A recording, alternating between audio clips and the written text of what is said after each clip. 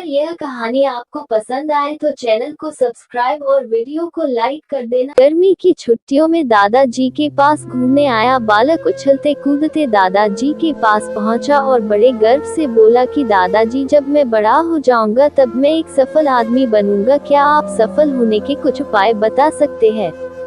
दादाजी हाँ में सर हिला दिया और बिना कुछ कहे लड़के का हाथ पकड़ा और उसे करीब की पौधशाला ले गए। वहां जाकर दादाजी ने 2 छोटे छोटे पौधे खरीदे और घर वापस आ गए। वापस आकर उन्होंने एक पौधा घर के बाहर लगा दिया और दूसरा पौधा गमले में लगाकर घर के अंदर रख दिया।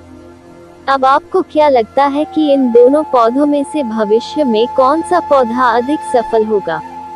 दादाजी ने लड़के से पूछा। लड़का कुछ समय तक सोचते रहा और फिर बोला, घर के अंदर वाला पौधा ज्यादा सफल होगा, क्योंकि वो हर एक खतरे से सुरक्षित है, जबकि बाहर वाले पौधे को तेज धूप, आंधी, पानी और जानवरों से भी खतरा है। दादाजी बोले, चलो देखते हैं आगे क्या होता है, और वह अखबार उठाकर पढ़ने लगे।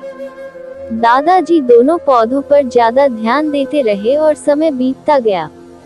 3-4 साल बाद जब एक बार फिर वह लड़का अपने माता पिता के साथ गांव घूमने आया, तब अपने दादाजी को देखा तो देखते ही बोला, दादाजी, पिछली बार मैंने आपसे सफल होने के कुछ उपाय मांगे थे, पर आपने तो कुछ भी नहीं बताया था, पर इस बार आपको कुछ बताना ही होगा। दादाजी मुस्कुराए और लड़के को उस जगह ले गए जहां उन्होंने गमले में पौधा लगाया था। अब वह पौधा एक पेड़ में बदल चुका था। लड़का बोला, देखा दादाजी, मैंने कहा था ना कि ये वाला पौधा ज्यादा सफल होगा।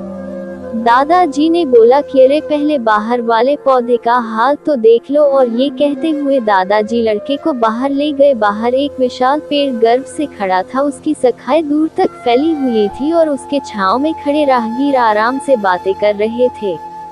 अब दादाजी ने पूछा, बताओ कौन सा पौधा ज्यादा सफल हुआ? लड़का कुछ शर्माते हुए बोला, बाहर वाला। लेकिन ये कैसे संभव है? बाहर तो उसे ना जाने कितने खतरों का सामना करना पड़ा होगा। दादाजी मुस्कुराए और बोले, हाँ, बाहर वाले पौधे को बहुत सी चीजों से सामना करना पड़ा, लेकिन समस्या का सामना करने से अपने फायदे भी तो है। बाहर वाले पौधे के पास आजादी थी कि वह अपनी जड़ें जितनी चाहे उतनी फैला ले, अपनी शाखाओं से आसमान को छू ले। और तुम जिस आंधी तूफान से इस पेड़ के लिए मुसीबत समझते थे, उसी आंधी तूफान ने ही इस पेड़ की जड़ों को इतना मजबूत बना दिया है कि आज एक छोटा सा आंधी तूफान इस पेड़ का कुछ भी नहीं बिगाड़ सकता।